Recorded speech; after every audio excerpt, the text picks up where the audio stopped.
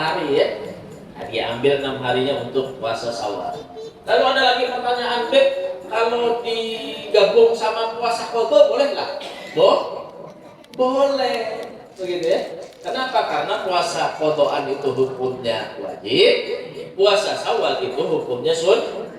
Selama wajib digabung sama sunnah, hukumnya boleh. Begitu ya. Asal jangan wajib, kalau wajib digabung. Ulun benazar bibaja, benazar. Karena bila bulan Syawal, ulun puasa 6 hari, ini nadari. Karena jadi sunnah, hukumnya jadi wajib. Digabung lawan puasa qadha, boleh nggak? Ada boleh. Paham? Nah, jadi yang wajib boleh digabung dengan sunnah. Begitu juga sholat. Sholat gitu ya gitu juga. Ulun menggabung sholat tahiyatul masjid lawan sholat subuh langsung, misalkan 2 rakaat ya. Sholat ke masjid niatnya tahiyatul masjid atau sama sholat rawatib misalnya digabung. Maka hukumnya boleh begitu ya, asal sunnah. Nah, mudah-mudahan kita kawat tegawi ya Pak. Jadi motivasi sekarang ini apa?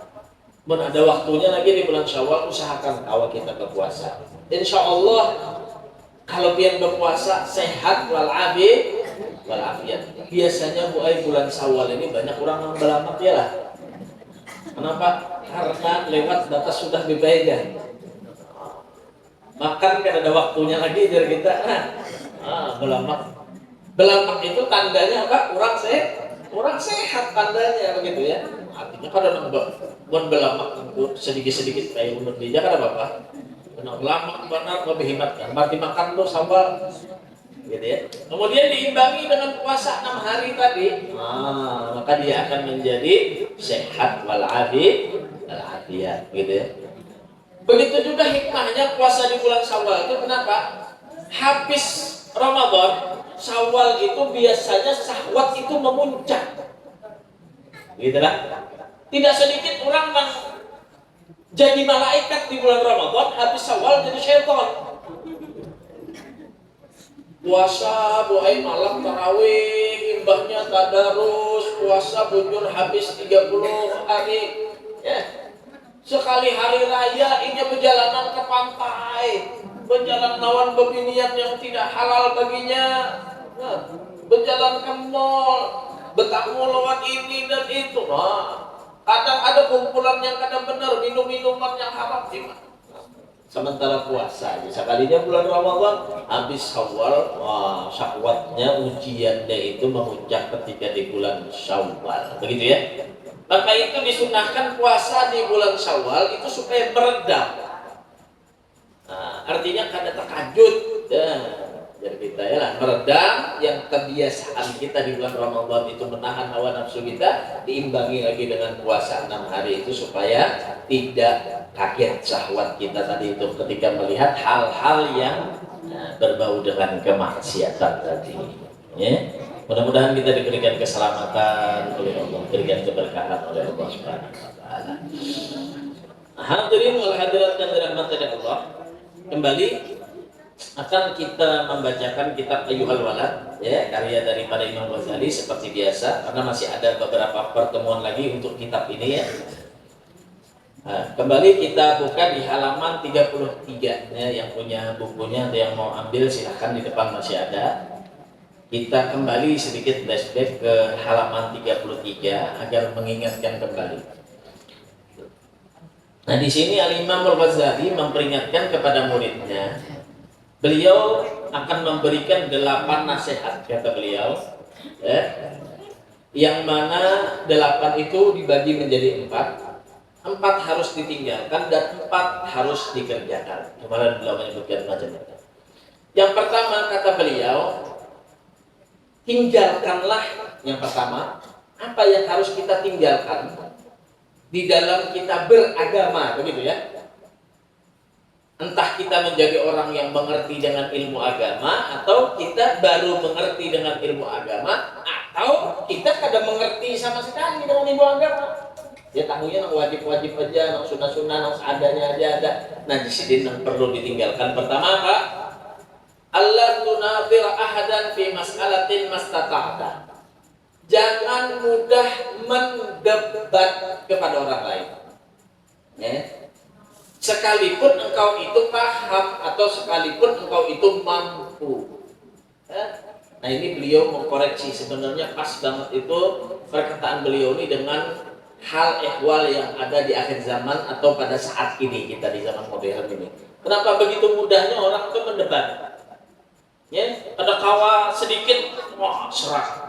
Ada kawa sedikit, bina pemahamannya dia janggal, langsung dia mengajukan pendapatnya. Kalian tuh mampu, kata Imam Ghazali, artinya ikam nih alim, kada usah mendebat. Apalagi kan ada alim. Oh, ini asing-asingnya jadi konten kreator YouTube.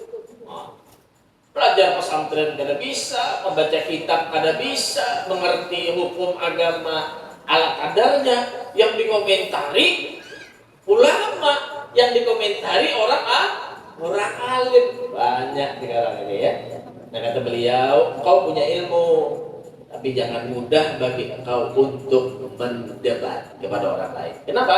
Karena perdebatan itu, kata Imam Ghazali, tidak lain akan menyebabkan akhlak yang buruk, bisa menyebabkan ria, bisa menyebabkan dengki, bisa menyebabkan sombong, bisa menyebabkan permusuhan di antara satu dan yang lainnya.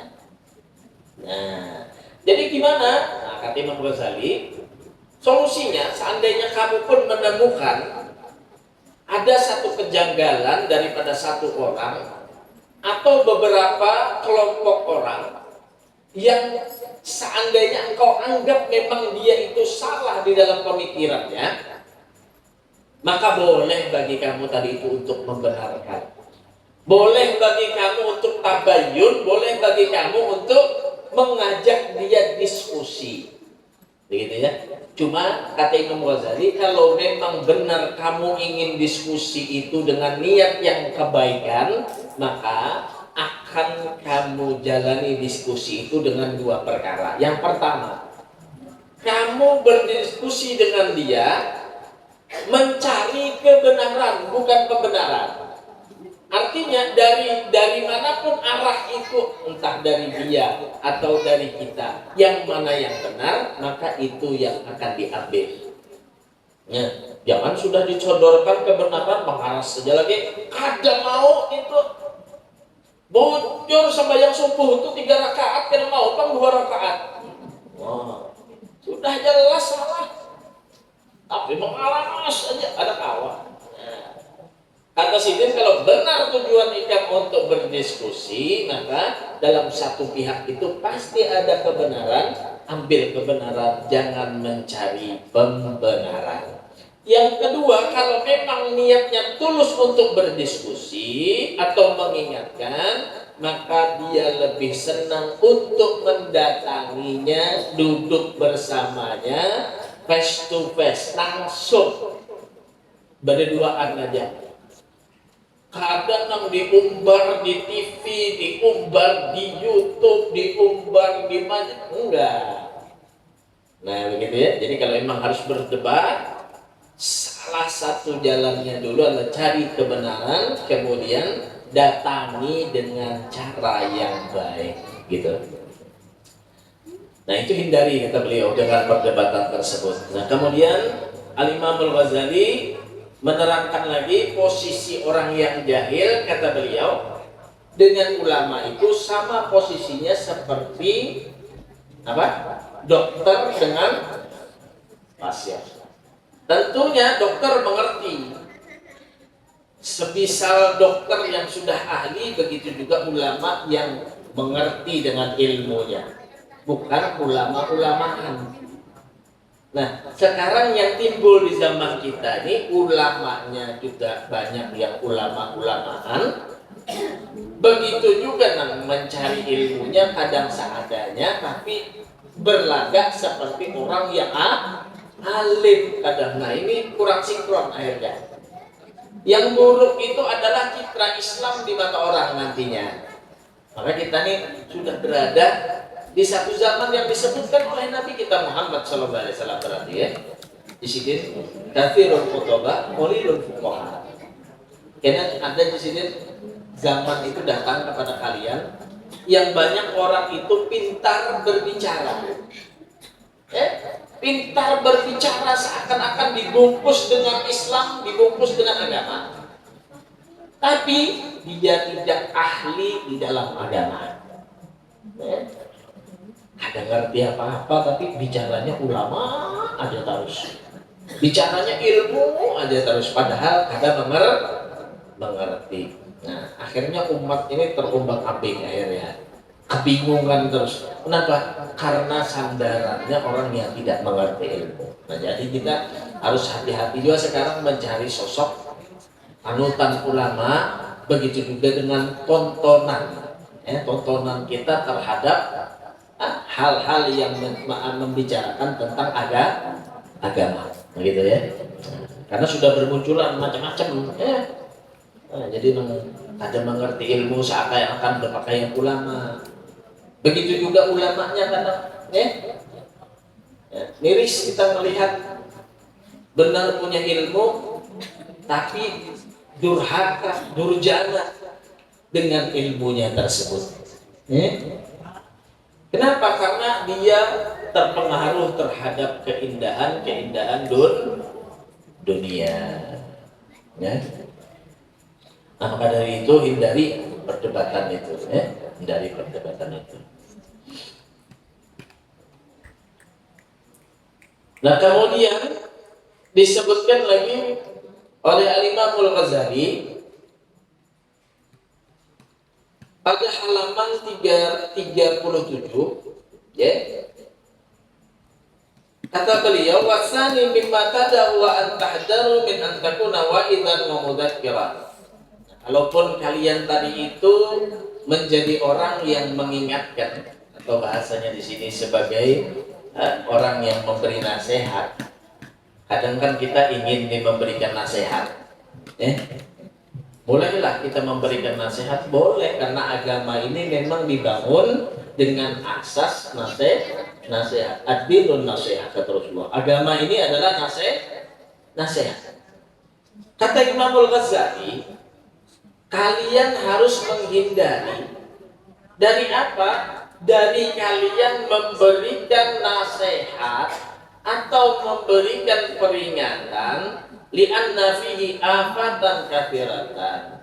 Karena apa? Karena kadang nasihat yang kita berikan, peringatan yang kita berikan kepada orang lain itu tidak menjadi kebaikan, tapi akan menjadi bumerang kepada diri kita sendiri. Gitu ya. Jadi justru akhirnya apa? Menjadi kerusakan yang sangat besar. Disebabkan apa? Illa an ta'mal bima taqulu awalan tsumma ta'idha bihin nas. Kecuali kata Imam Ghazali, engkau sudah mengamalkan apa yang engkau berikan nasihat kepada orang lain tersebut. Bila ada, sama seperti lilin. Ujar Nabi kita Muhammad SAW, sama seperti lilin. Kenapa lilin? Dia menerangi kepada orang lain, tapi membakar kepada dirinya sendiri. Paham ya? Nah, ini perlu diperhatikan. Kadang kita ini lampu, tangannya gatal pada mula status. Menasihati orang. Kadang menyinggung-nyinggung dikit dia lah. Jadi orang tuh jangan sampai pemalar lah. Sekalinya ada yang disinggung. Jadi orang tuh, orang jarang pandai-pandai membayar hutang. Rasulullah itu menyebutkan orang yang kada bayar hutang, kada disembayangkan oleh Rasulullah. Memberi nasihat. Tapi apa? Ya dikit-dikit nyinggung-nyinggung lah. Begitu ya. Nah, apalagi ulama, apalagi ustaz yang kerjaannya memberikan nasihat pada orang tiap hari, nyuruh orang sholat, nyuruh orang puasa, nyuruh orang beribadah, nyuruh orang kebaikan. Hati-hati. Jadi Imam Ghazali, Kenapa? Bahayanya lebih besar. Ya. Makanya nyaman orang bahari itu Bu Ai. Ya. Sudah dapat ilmu agama, paham ilmu agama, dilihatinya di kampung. Ya.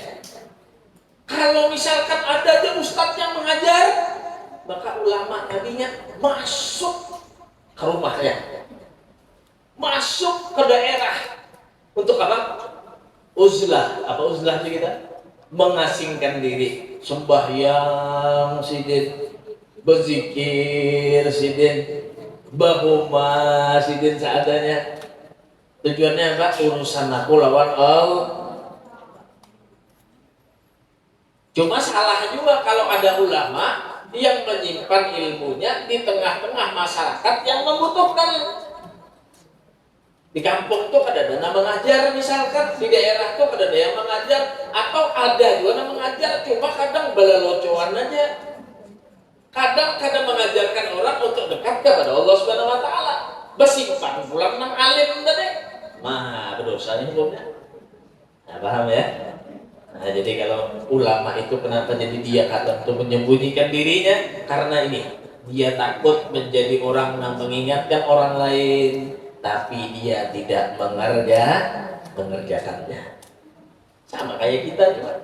Ulama aja takutan apalagi. Nang kadang ulama harusnya kayak itu tuh. Ini bila menasihati orang harap banget. Makanya Imam Ghazali satu pertemuan juga beliau menyebutkan apa? Disini an-nasihat sahal.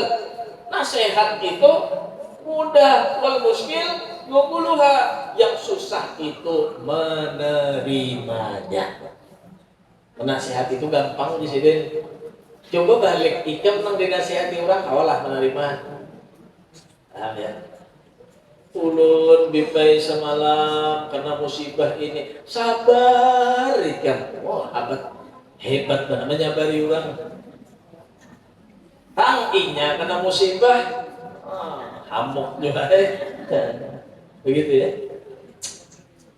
Makanya orang-orang yang benar-benar istiqamah di jalan Allah Subhanahu wa taala, dia memperbaiki dirinya. Ya. Karena tidak ada seorang hamba pun yang sempurna di hadapan Allah Subhanahu wa taala, pasti ada kekurangannya. Tapi sebaik-baik orang yang mengetahui kekurangannya adalah dia memperbaikinya, begitu ya. Maka dikatakan kemarin orang yang kada bakal dapat ilmu atau orang yang kada bakal mendapatkan nasihat itu diantaranya kata Imam Ghazali adalah sifatnya yang hamakoh. Apa hamakoh kemarin? Dungu. Jar Nabi. Ini jar Nabi lah. Jadi istilah dungu itu ada sudah disebut sama Nabi. Jadi ada al-jahlu, jahlu itu bodoh. Tokohnya paling bodoh siapa di zaman Nabi? Abu Jahal. Itu paling bodoh lah. Kenapa zaman jahiliyah tuh siapa yang paling bodoh itu yang paling hebat? Ini yang paling bungul itu paling hebat. Namanya aja zaman jahiliyah, begitu ya. Cuma yang disebut oleh Nabi di atas kebodohan lagi siapa? Al-hamakoh, orang yang dungu, kata Nabi Muhammad SAW. Apa definisinya orang yang dungu kemarin? Beliau menyebutkan adalah orang yang dia tadi itu belajar ilmu agama sedikit baru mulai. Nah, jadi Imam Ghazali sedikit aja belajar ilmu agama, hanya mulai. Ujar kita hanya belajar alif bata, atau misalkan hanya belajar ilmu 1 tahun 2 tahun, cuma berbicaranya, tatakunannya, ujar kita deh, tatakunannya yang sudah melampaui kepahamannya tentang agama. Ibarat nang kakanakan nih bala, Bu, hanya kelas 2 SD. Lalu ini bertanya lawan gurunya, guru, apa namanya fisika, kimia dan yang lainnya itu. Dia kan hanya kelas 2. Diterangkan nih lawan gurunya, kira-kira anak-anak paham nggak? Nggak paham.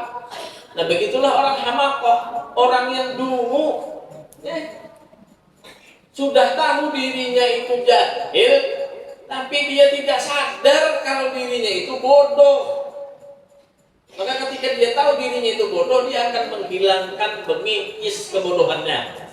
Itu orang jahil tapi bisa diobati, bisa menerima nasihat.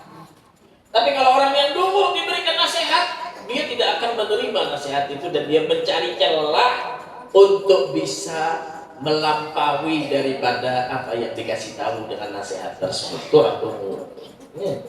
Jadi kita macalah, babal macal. Cuma kada sadar diri. Nah, ini orang dungu yang disebut oleh Rasulullah sallallahu alaihi wa ala alihi wa sahbihi wasallam. Ya. Nah, maka kata beliau, kalau kalian menjadi orang yang memberikan nasihat, maka apa tadi? Berikanlah nasihat kalian, akan tetapi lebih dahululah mengamalkannya. Gitulah. Batafakkar fi ma qila li Isa alaihi salam. Renungkan apa yang disebut oleh Nabi Isa alaihi salam. Apa jawab Nabi Isa? Ya bani Adam, nafsaka. Wahai, apa yang disebutkan kepada Nabi Isa alaihissalam, ya benar Maryam, wahai anaknya Maryam, nafsaka, berilah nasihat kepada dirimu, perbaiki dirimu. Fa in ta'atta fa'idin nas, apabila kau sudah menasihati dirimu, baru engkau nasihati kepada manusia. Jangan kita itu pandai berbicara saja tapi tidak ada amalnya. Tidak ada kerjanya dengan kebaikan. Wa illa fastahi min rabbika, jika tidak, malulah kamu nanti di hadapan Allah Subhanahu wa taala. Bahkan dalam satu hadis juga Rasulullah SAW menyebutkan orang yang pandai menasihati ini, tapi dia tidak mengerjakan apa yang dia nasihatkan kepada orang lain, dia nanti masuk ke dalam neraka megang gunting dari besi, dari api gunting itu. Lalu diapakan? Gunting itu memotong lidahnya sendiri nanti di hari kiamat di dalam neraka Allah Subhanahu wa taala. Wa in turita bihadzal amal fahtaris an khaslatain. Nah, jika engkau memang harus memberikan nasihat, memang sudah menjadi pekerjaanmu, sudah menjadi kewajibanmu sebagai dai, sebagai orang yang memberikan nasihat, maka hati-hatilah dengan dua perkara. Jaga presiden. Al-ul al-takalluf fil kalam bil ibarat wal isyarat wal tamat wal abyat wal ash'ar.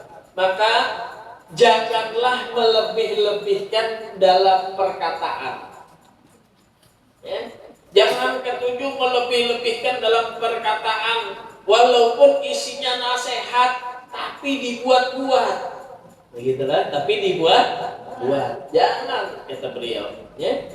Kenapa? Karena kebanyakan orang yang mengisahkan nasihat yang dengan paksaan dibuat-buat, itu tandanya orang itu tidak bisa mengamalkan apa yang diberikan nasihat kepada dirinya. Ajar kita itu jangan be-actingnya lah. Jangan be-acting. Jadi seadanya aja, berikan nasihat seadanya aja. Gak usah berlebih-lebihan. Wal mutakallim mutajawwiz 'anil hadd yadullu 'ala kharabil batin wa ghaflatil qalb. Nah, kata beliau, bahwasanya orang yang berlebih-lebihan dalam bicaranya itu menunjukkan kepada apa? Kepada rusaknya batin dan lupa hati seseorang tersebut. Nah, jadi kita mau tentang berpidato seadanya aja, apa yang bisa disampaikan, sampaikan. Kalau bentuknya nasihat. Kalau usah yang terlalu muluk-muluk kalimatnya. Kadang apa? Ini hatinya orang ini rusak. Akhirnya dia menggambarkan kerusakan di dalam hatinya dengan nasihatnya yang panjang-panjang dan nasihatnya yang berbelit-belit itu tadi. Wa makna tadzkir, dan maknanya orang yang memberi pengingat itu ayat kural abad naral akhirah. Intinya orang yang memberi nasihat itu adalah yang mengingatkan tentang api neraka. Memberi nasihat itu intinya apa? Mengingatkan orang, oi jangan sampai pian tercampur ke dalam neraka. Ada kayak hendak tercampur ke neraka di sini. Nah, maka Habib menasihati jangan coba-coba mendekati pekerjaan orang yang akan dimasukkan ke dalam api neraka. Kalau pada hendak tercampur, maka jangan digawi gawian yang membuat dia tercampur. Makanya Allah Subhanahu wa taala menyebutkan dalam Al-Qur'an, "Fastabiqul khairat", berlombalah kalian di dalam kebaikan. Bila ada kebaikan, berlomba bian. Sidin itu kawa puasa, kenapa belum kena kawa puasa? Sidin itu kawa bersedekah, kenapa belum kena kawa bersedekah? Sidin itu kawa ke majelis, kenapa belum kena kawa ke majelis? Sidin itu kawa bisi anak nang soleh, kenapa belum kena kawa bisi anak nang soleh? Sidin itu bisa, pokoknya dalam hal kebaikan dia berlomba. Karena sudah jelas garis finishnya, siapa yang menang akan mendapatkan hadiah. Oi, bapak-bapak, ibu-ibu, ujar ulun. Siapa yang mau berlomba belajuan bukah jorong Banjar sampai di garis finish, yang menang akan ulun beri mobil misalkan. Wah, asing-asingnya 4 lah. Kenapa? Sudah jelas garis finishnya dan siapa menang akan mendapatkan hadiah. 4 yang lebih aja. Kenapa? Walaupun capek, hari capek, tapi jelas garis finishnya jelas, hadiahnya ada, maka dia kejar. Nah, ini orang namanya berlomba. Begitu juga dengan kebaikan, berlomba dengan salat berjamaah, berlomba dengan mengaji, berlomba, jelas hadiahnya dari Allah. Ya, yang disabdakan oleh Nabi Muhammad SAW. Tapi kalau ada orang lomba, siapa hendak 4 lomba dari ulun? Itu garis finishnya ada, cuma habis garis finish itu jurang, gugur ke bawah. Kira-kira ada yang mau ikut lomba? Baharatan korupsi, baharatan minuman yang haram, baharatan mencuntan, baharatan. Maka kadang bangga, kan berapa buting bilang tato sebuting aku 3. Kita bisa menggawi apa? Karena aku dulu kayak ini. Nah, berlombalah di dalam bukan berlomba ke dalam jurang yang akan menyengsarakan kita ke dalam api nerakanya Allah Subhanahu wa taala. Bahabibnya menakutani pulang jatah. Belum ada menakutani. Percaya kada kena rasakan masing-masing. Yang mau taat kepada Allah rasakan dengan surganya, yang kada mau taat dengan Allah maka dia akan masuk dulu ke dalam neraka Allah Subhanahu wa taala. Nah, ya, mudah-mudahan kita diselamatkan semua oleh Allah. Intinya nasihat itu apa? Mengingatkan orang bahaya daripada api neraka. Wa tafsir nafsi fi khidmatil khaliq, dan daripada ceroboh dirinya tadi pada berkhidmat kepada Allah Subhanahu wa taala. Selama ini kita kurang sholatnya, yuk kita tambah lagi, jangan sampai bolong-bolong sholatnya. Amalia-amalia sunnah yang selama ini kita tidak kerjakan, ayo kita bangkit bersama memperbanyak amal-amal sunnah.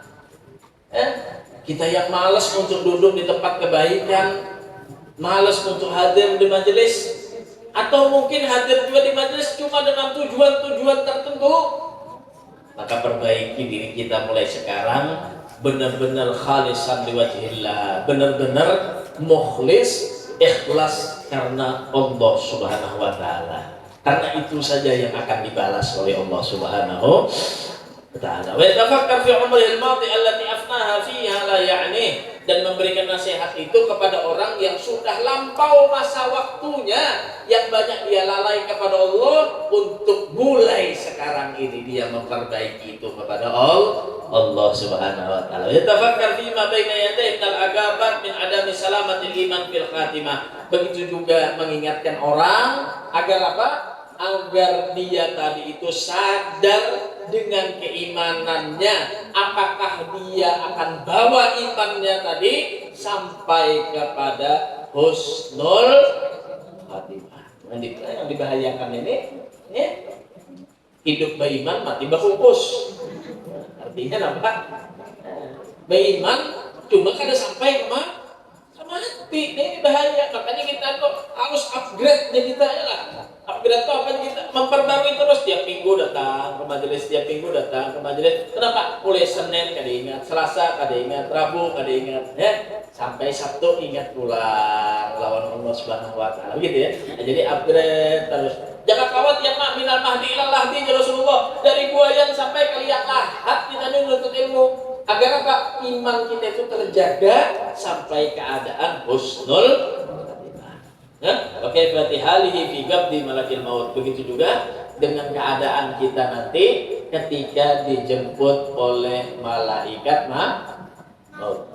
Gitu ya, mudah-mudahan kita berikan keselamatan. Insyaallah di pertemuan yang akan datang akan kita perlengkap lagi, perjelas lagi apa yang dimaksud oleh Imam Ghazali dalam kitabnya Ayyuhal Walad. Mudah-mudahan Allah Subhanahu wa taala mengampuni dosa dan kesalahan kita, dosa orang tua kita yang telah meninggal dunia. Minallahumma amin. Ala hadhihi wa qiyamatin salihah min asyamil khairatid dunya wal akhirah wa ila hadratin nabi Muhammadin sallallahu alaihi wasallam. Al-Fatihah. Ya kan ada yang dibahas, ada yang ditanyakan, ibu-ibu ada yang ditanya, ada yang ditanya, silakan Haji. Satu pertanyaan, silakan bela mereka.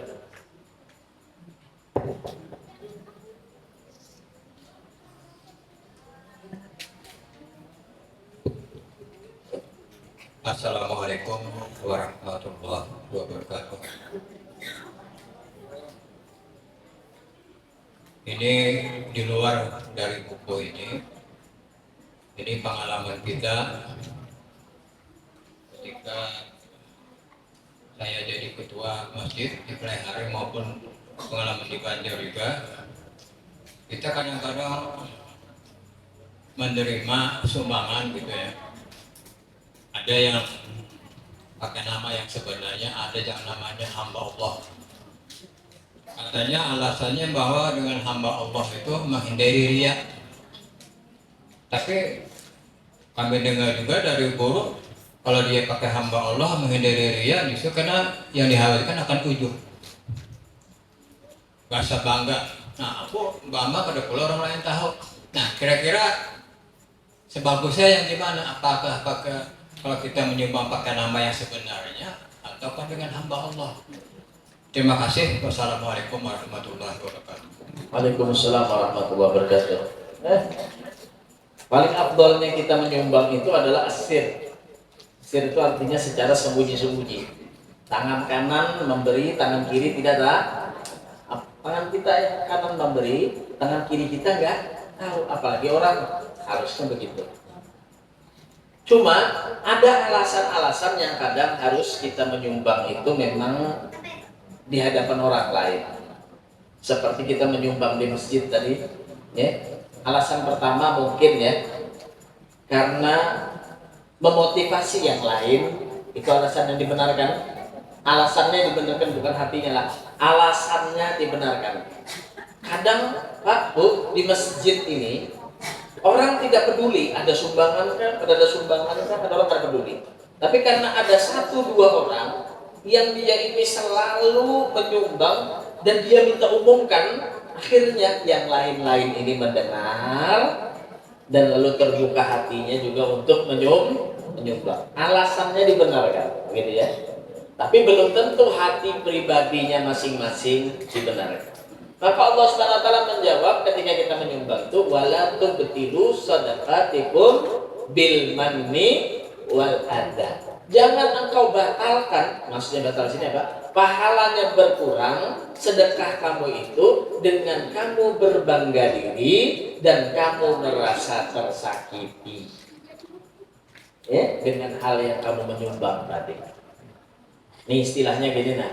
Kalau pian punya uang 100.000, mau pian sumbang ke masjid, lega kada hatinya. Kalau pian lega, berarti sumbangan pian tadi itu diterima oleh Allah. Kalau pian kada lega, kenapa? Ulun tak salah calok berbeda. Padahal sumbangan tadi sebelah kiri 10.000, calok sebelah kanan. termasuk sumbangan hati kada. Nah, maka duitnya aja yang masuk, pahalanya tidak diterima oleh Allah. Gitu ya. Tapi kalau memang pian mau nyumbang 100.000, kemudian juga pian mau minta lihat sama orang yang ada di samping pian, berapa sih itu menyumbangnya? 5.000. Nah, orang 100.000.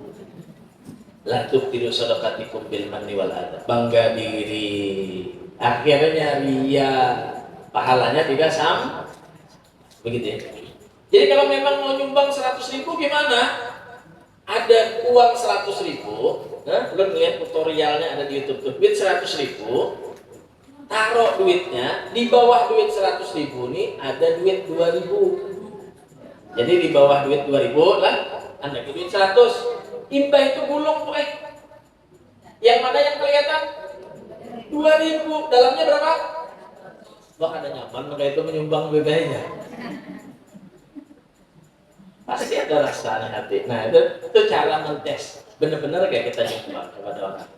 Kalau masalah pengumuman dari takmir masjid, nah inilah bermacam-macam. Kadang request dari orang ini tadi.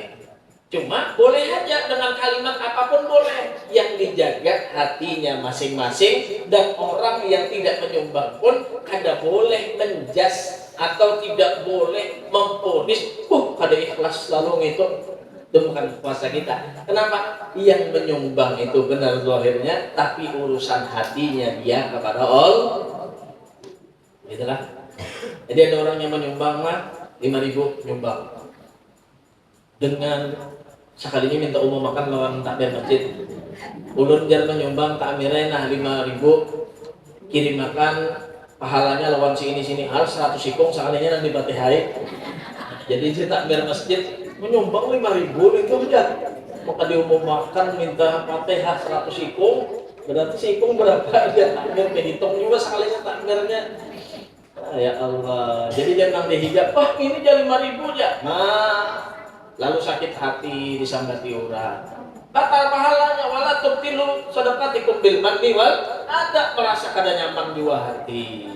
Jangan tahu itu kan menyumbang tadi jatuh. Kemudian ada lagi yang menyumbang 100.000, mengipikakan duit. Nah, unjuk lawan takmir. Sumbangkanlah ya. Umumkan dari si Anu bin si Anu, pahalanya besan si Anu. Diumumkan ke takmir. Itu menyumbang 100.000 jarinya. Batal lah pahalanya. Batal bangga diri. Kemudian ada yang ketiga datang lawan takmir. 500.000 menjulu takmir, ini duit 500.000 nah gasan sumbangan masjid, kada usah disambat ngaran ulun, cukup sana disambat hamba Allah saja. Wah, jar orang ini tadi, jadi ujar takmirnya, sumbangan 500.000 dari orang yang tidak mau disebut namanya, dari hamba Allah. Hal ini bersuara boleh. Nah, itu menyumbang tuh dari 500.000 kalau itu seorang batal dua sekalinya.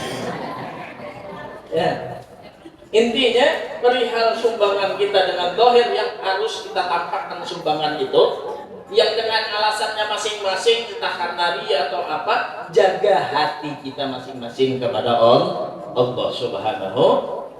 Tapi kalau kita di luar kemampuan menyumbang dengan minta umumkan dan semacamnya, lebih baik lagi kita menyumbang itu dengan tangan yang sebelah kanan menyumbang, tangan sebelah kiri tidak melihat.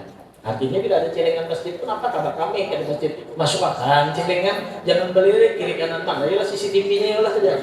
Sudah ada melihat orang melihat CCTV-nya juga hari ini. Allah. Mudah-mudahan Allah Subhanahu wa taala permudah bagi kita untuk beramal. Ada lagi? Sudah? Lagi yang kita makan? Sudah lagi? Sudah? Ayo itu. Ya Rabbana